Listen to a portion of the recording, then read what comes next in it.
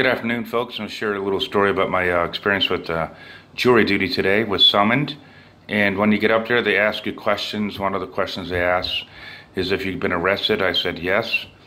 And then they come back around to other questions, and then they wanted me to specify about my arrest and asked if my experience would allow any kind of bias towards the proceedings today, and I said yes. Okay, please share your story. I said I was arrested. The person that pressed the charges, or pardon me, called the police, didn't press charges. The state pressed charges, and I didn't like that because the state is a corporation. It's a fiction. It exists only on paper. It was not an injured party. A crime consists of two elements: intent and an injured party. I said, well, so when the state arrested me, they claimed that they were the injured party. There was no injury. So that right there tells me that it's a de facto system. Okay, and that's why I don't think that cops or judges honor their oaths, because that right there is proof. They don't know what the criminal system is. They don't even know the definition of the word crime. Said thank you and went back to other questions. Went on break, came back, and they told everybody, all right, what we're going to do is we're going to ask everybody to leave except for a handful of people. We call out their name, please stay. They didn't call my name. So I said, okay, everybody leave except for these people. And since where I was sitting, I was literally the second to the last person to get out the door. And the judge yelled out, oh, and you too, Mr. Lewis, which was weird. He didn't say in front of everybody else. So he spoke with the other people, said there were challenges that were brought up that might cause you to be discriminatory or biased towards this case. You guys can go home. Thank you. And I was the last one there. Mr. Lewis. It was almost kind of like Mr. Smith, you know, the guy in the Matrix, you know. And he says, I said, yes, Your Honor. He goes, it says here that you said that the state is a corporation. It's a fiction, exists only on paper. Are you a sovereign citizen, Mr. Lewis? I said, no, I'm an American citizen. He goes, are you sure? Because you sound like a sovereign citizen. You sound like that sounds like something a sovereign citizen would say. I said, no, I'm American citizen. He goes, well, why would you say this? I said, because it's true. This is a de facto court. This is a de facto government. It's not a du jour court at all. I said, it's a corporation. You work for the corporation. She works for the corporation. These guys work for the corporation. They don't work for the state, you know. And I swore an oath in the military to defend the Constitution. You guys don't, you know, because if you did, I never would have gotten arrested and you wouldn't have pressed charges. There's a difference between plaintiff and defendant, which is a lawsuit, and with accuser and accused. So I wasn't being accused. I was being set down as a defendant, as a corporation. The corporation was suing another corporation. And I see that's what's going on here, and that's what's been going on for a long time, and I don't want any part of it. They said, well, you know, I don't know, take sides with the way that you said things and the way that you see things, but you're obviously a challenge to this court, you know, and so you can leave and have a good day. Point of the story, I called the judge out. I called him out, and that's it. And that's so not something the court could use, because they saw that I can't be manipulated. They saw that I know how the system really works, and they didn't really like it that much. And that's okay, because Charlotte County paid me $15 to be a potential juror before everybody was even set upstairs. So Charlotte County bought me lunch and gave me a great experience to show how twisted this system is in this country. Have a good day.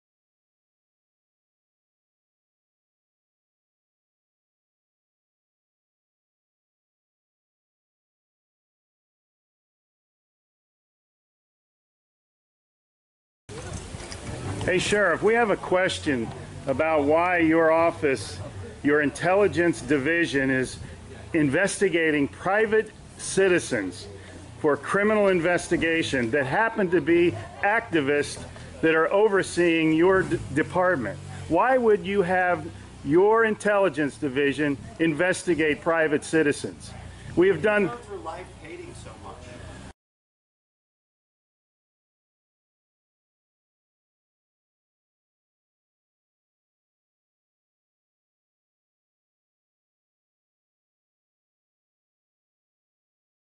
Sir, we don't hate anyone. We love freedom and we love American people. And government is out of control. That's why you're seeing such a revolt nationwide. Why can't you just answer, why is Susan Edwards, your intelligence division, investigating private citizens? This should not happen. Are you here to apply for a job?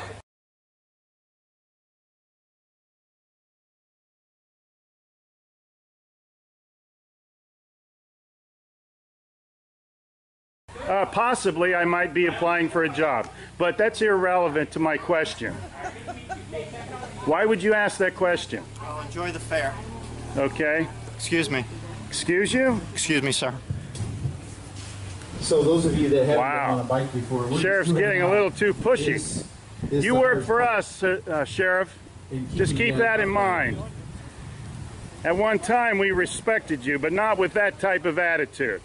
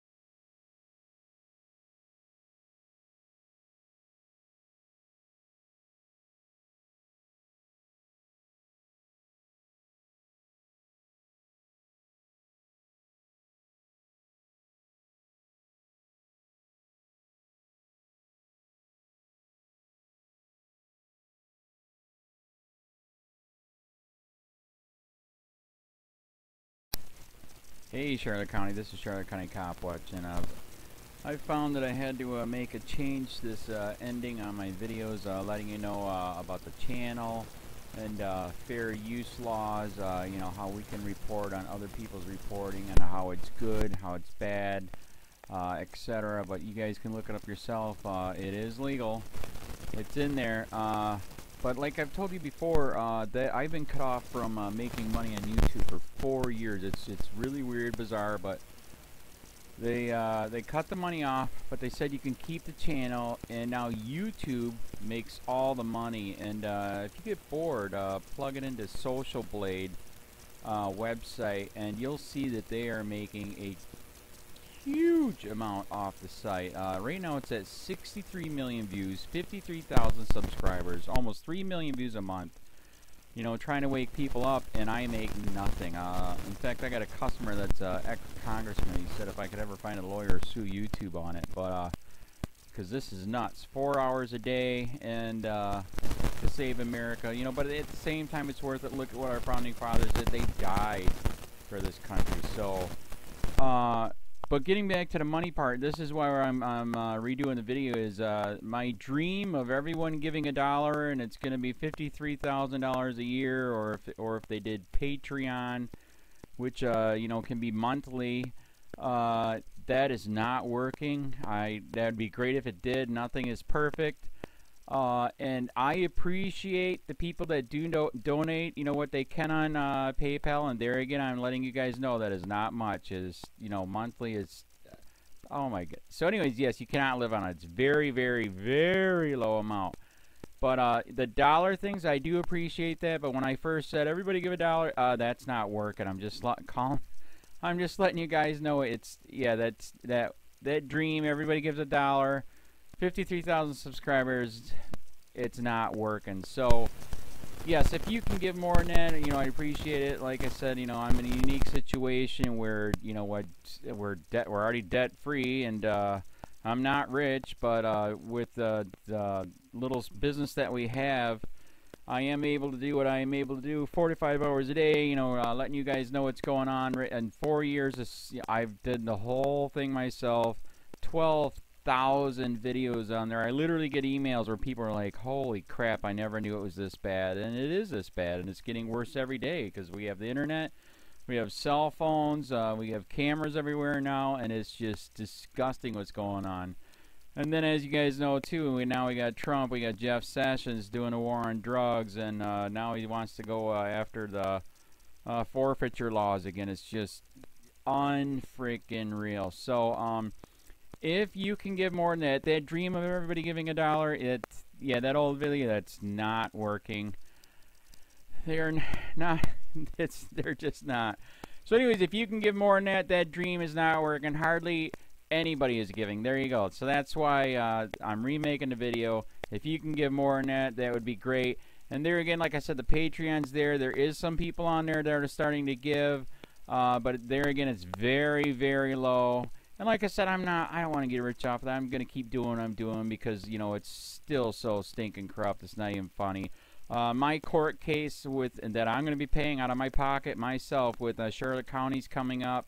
They illegally looked me up and then posted all my information on LEOAFFAIRS website.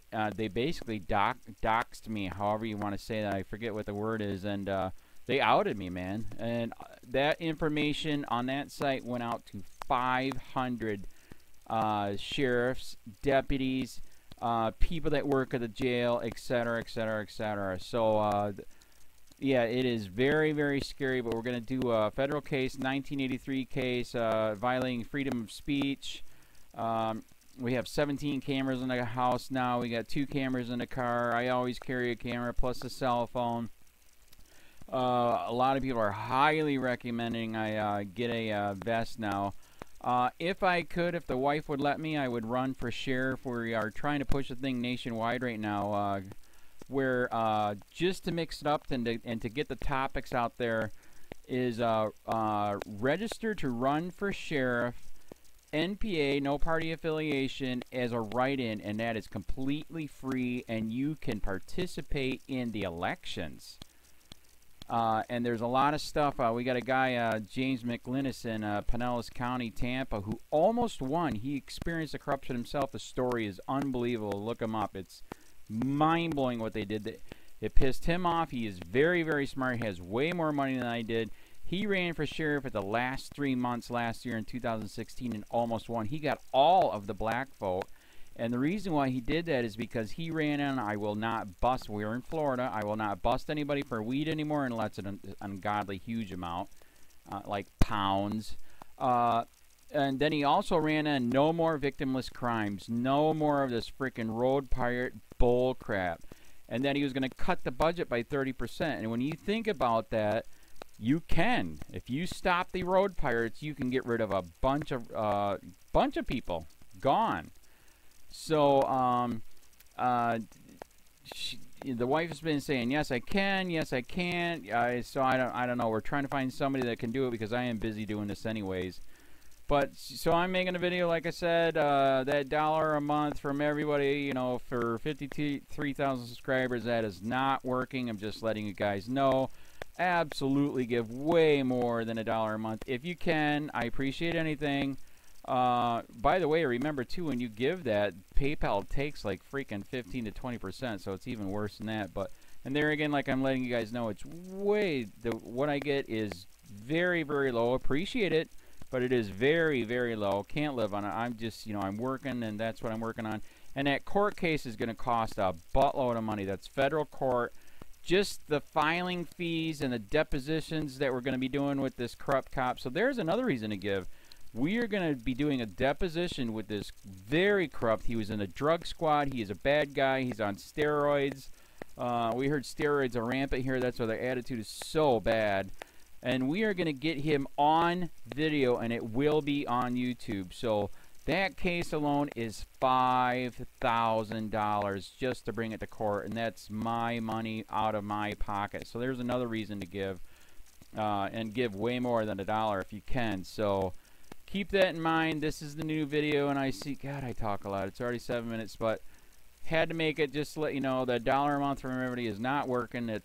They're not doing it. So if you can give more than that, please. So thanks. Keep it up. Share, like, subscribe, tell your friends, send me your videos on corruption, and I'll post it.